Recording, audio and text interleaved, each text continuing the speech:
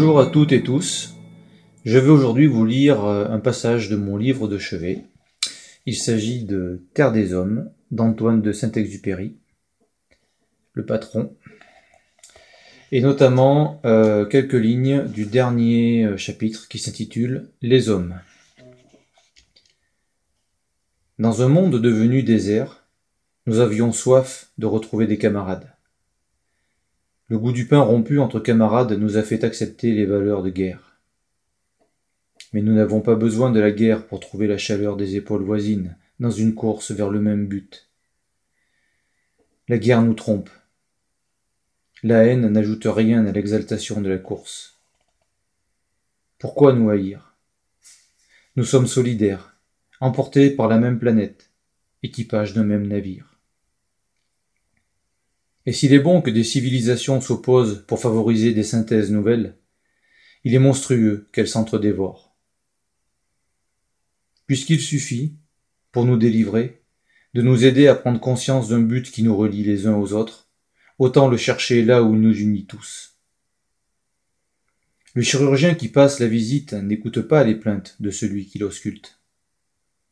À travers celui-là, c'est l'homme qu'il cherche à guérir. Le chirurgien parle un langage universel. De même le physicien, quand il médite ces équations presque divines, par lesquelles il saisit à la fois l'atome et la nébuleuse. Et ainsi jusqu'au simple berger. Car celui-là qui veille modestement quelques moutons sous les étoiles, s'il prend conscience de son rôle, se découvre plus qu'un serviteur. Il est une sentinelle. Et chaque sentinelle est responsable de tout l'empire. Croyez-vous que ce berger-là ne souhaite pas prendre conscience?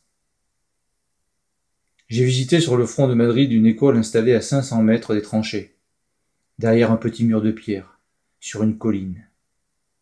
Un caporal y enseignait la botanique.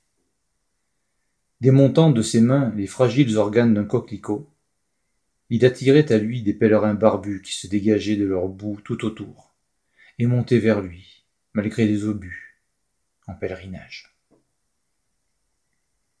Une fois rangé autour du caporal, il l'écoutait, assis en tailleur, le menton au poing.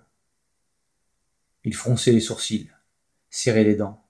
Il ne comprenait pas grand-chose à la leçon, mais on leur avait dit « Vous êtes des brutes. Vous sortez à peine de vos tanières. Il faut rattraper l'humanité. » Et ils se hâtaient de leur pas lourd pour la rejoindre. Quand nous prendrons conscience de notre rôle, même le plus effacé, alors seulement nous serons heureux. Alors seulement nous pourrons vivre en paix et mourir en paix. Car ce qui donne un sens à la vie, donne un sens à la mort. Elle est si douce, quand elle est dans l'ordre des choses, quand le vieux paysan de Provence, au terme de son règne, remet en dépôt à ses fils son lot de chèvres et d'oliviers, afin qu'ils le transmettent, à leur tour, aux fils de leurs fils. On ne meurt qu'à demi dans une lignée paysanne.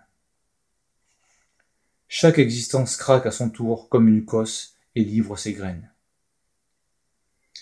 J'ai coudoyé, une fois, 3 paysans, face au lit de mort de leur mère. Et certes, c'était douloureux. Pour la seconde fois, était tranché le cordon ombilical. Pour la seconde fois, un nœud se défaisait. Celui qui lie une génération à l'autre. Ces 3 fils se découvraient seuls, ayant tout à apprendre, privés d'une table familiale où se réunir au jour de fête, privés du pôle en qui ils se retrouvaient tous. Mais je découvrais aussi, dans cette rupture, que la vie peut être donnée pour la seconde fois. Ces fils, eux aussi, à leur tour, se feraient tête de file, point de rassemblement et patriarche, jusqu'à l'heure où ils passeraient, à leur tour, le commandement de cette portée de petits qui jouaient dans la cour.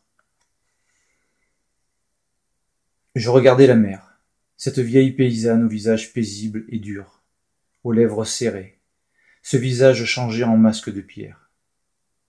Et j'y reconnaissais le visage des fils.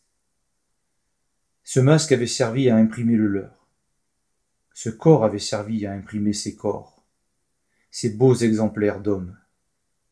Et maintenant, elle reposait brisée, mais comme une gangue dont on a retiré le fruit.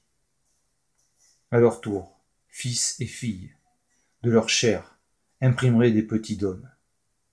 On ne mourrait pas dans la ferme. La mère est morte. Vive la mère. Douloureuse, oui, mais tellement simple cette image de la lignée, abandonnant une à une, sur son chemin, ces belles dépouilles à cheveux blancs, marchant vers je ne sais quelle vérité, à travers ces métamorphoses. Le patron, je vous dis, le patron.